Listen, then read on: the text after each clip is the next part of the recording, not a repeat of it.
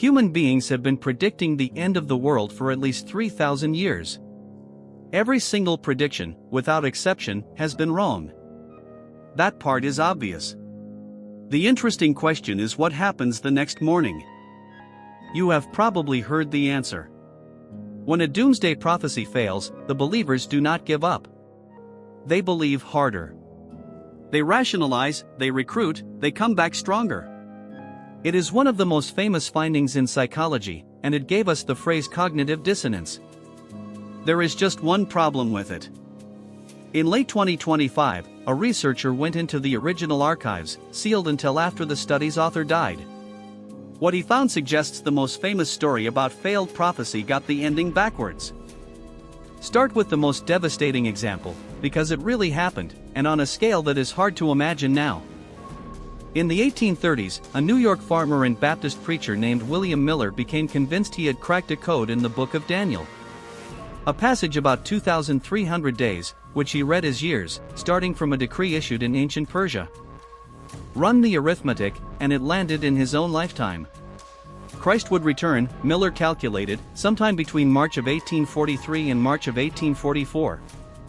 March 1844 came. Nothing happened. Miller admitted the error. But a follower found another passage, one about a tarrying time, and produced a new and far more specific date. October the 22nd, 1844. And this time the movement went enormous. By that autumn, somewhere between 50 and 100,000 Americans believed the world was about to end. People sold their farms. They gave away their possessions. They settled their debts, because debts would not matter where they were going.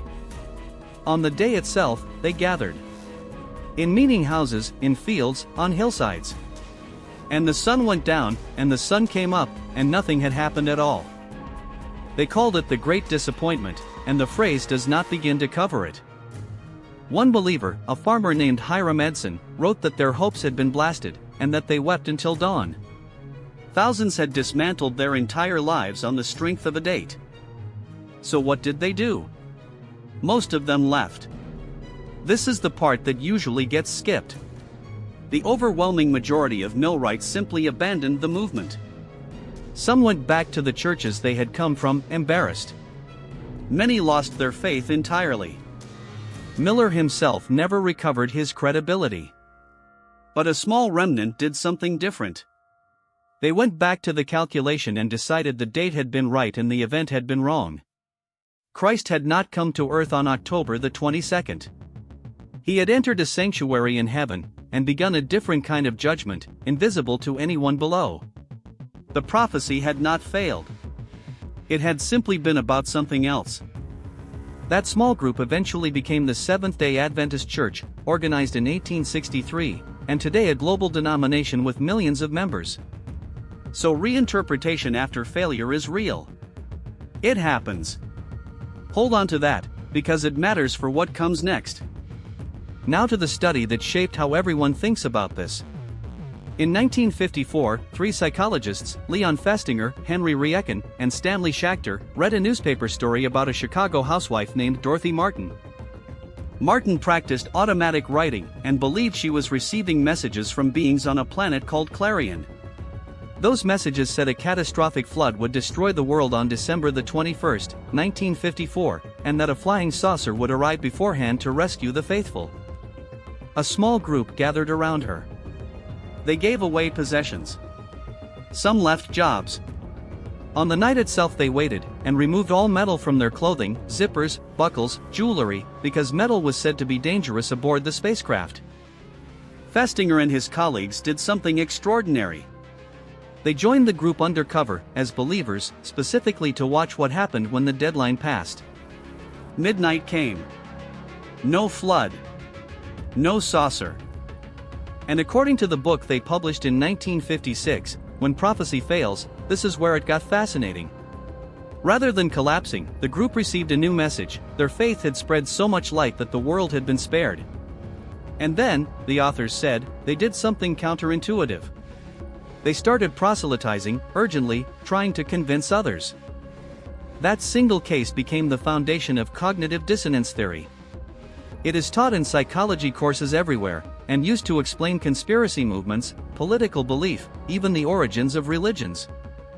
In November of 2025, a paper appeared in the Journal of the History of the Behavioral Sciences, by a researcher named Thomas Kelly.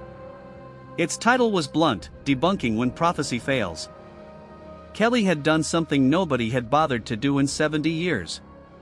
He went to the archive. After Festinger's death, his papers were opened. Transcripts, telephone logs, field notes from the observers inside the group, the researcher's own internal correspondence. And according to Kelly, the archive does not match the book.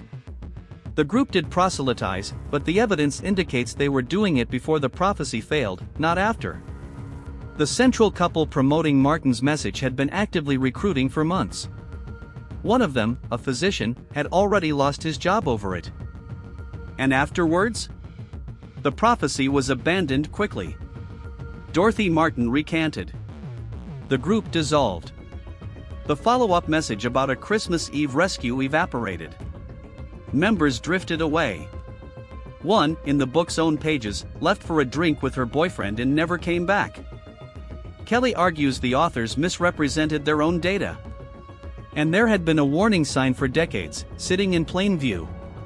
At least 4 later studies of real groups facing failed prophecies had tried to reproduce the finding. None of them succeeded. Everyone assumed those studies were the anomaly. Kelly's argument is that they were accurate, and the famous one was not. This does not mean the psychology is worthless, and it is important to be careful here. Cognitive dissonance, as a general phenomenon, has been demonstrated in many other experiments that have nothing to do with Dorothy Martin. The discomfort when your beliefs collide with reality is real, and well documented.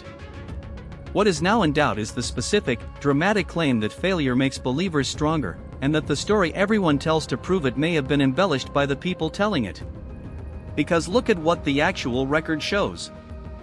The Millerites, most left. A small, organized remnant reinterpreted and built something that lasted. The Seekers, no organization, no infrastructure, about a dozen people in a living room. They dissolved within weeks. The pattern that fits the evidence is not that belief always intensifies. It is that groups with structure, leadership, and a community to lose can sometimes survive disconfirmation by rewriting what the prophecy meant. Groups without those things mostly just stop. Failure does not automatically create fanatics. Usually, it creates embarrassed people who go quietly home. Which brings us to the modern ones, where the same shapes repeat. In 2011, an American radio broadcaster named Harold Camping announced the rapture would occur on May the 21st. His organization spent millions on billboards worldwide. Followers spent their savings. When the day passed, he moved it to October. When that failed too, he admitted he had been wrong to attempt a date at all. There was no strengthened movement. It simply ended. Then there is the most famous of all. December the 21st, 2012. The Maya apocalypse. Except the Maya never predicted an apocalypse. The Maya long count calendar is cyclical. It runs in vast units, and on that date one of those cycles, a BAK-ton, rolled over and a new one began. That is all. It is the calendrical equivalent of an odometer turning over, or a century ending. Maya scholars said this, loudly and repeatedly, for years. Nobody listened, because the correction was less interesting than the prediction. Books were written. Films were made. And in Maya communities, actual descendants of the people whose calendar it was watched their heritage get turned into a countdown clock for a disaster their ancestors had never mentioned. So why do we keep doing this? The honest answer is that apocalyptic prediction offers something ordinary life does not. It offers certainty. The world is chaotic and frightening and largely beyond your control, and a prophecy converts all of that formless dread into something specific. A date. Something you can prepare for. It offers significance. Out of every generation that has ever lived, you happen to be alive at the climax. You are not an ordinary person in an ordinary decade. You are a witness at the end of the story. And it offers a kind of justice. Nearly every apocalyptic tradition ends with accounts being settled, the wicked punished and the faithful vindicated. For people who feel the world has treated them unfairly, that is an enormously powerful promise. The date always sits in the same sweet spot, too. Close enough to be urgent. Far enough away to prepare. And when it passes, the machinery does not stop. There is always another date. There always has been. Here is the part one find genuinely unsettling. The world does end. It has ended, many times, for many people. It ended for the Mycenaeans, whose palaces burned in the Late Bronze Age collapse and were never rebuilt. It ended for the Hittites, whose empire vanished. It ended for entire coastal peoples as the seas rose after the Ice Age. And not a single one of those endings was predicted. Nobody stood in the streets of Mycenae with a date. No prophecy in the Hittite archives warned of the year everything would stop. The real collapses arrive with no warning, no calculation, and no calendar. That is the strange symmetry underneath every failed prophecy. The people who thought they knew when the world would end were always wrong. And the people whose world actually ended never saw it coming at all. We are not good at predicting the end. We are only good at wanting to. Subscribe if you want to keep following the questions that don't have clean answers. See you in the dark.